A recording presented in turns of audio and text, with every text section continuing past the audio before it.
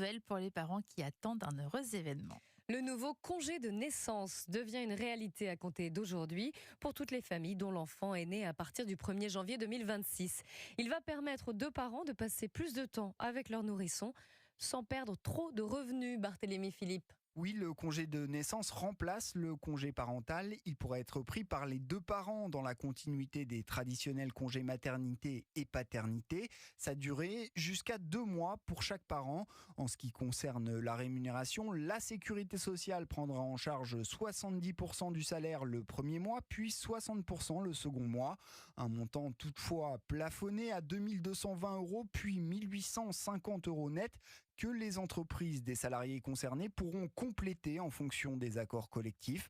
Dans son évaluation du budget de la Sécu, le gouvernement estimait que dans les mois qui suivent l'entrée en vigueur du dispositif, un père sur 10 et un peu plus de 3 mères sur 10 poseraient un mois de congé de naissance.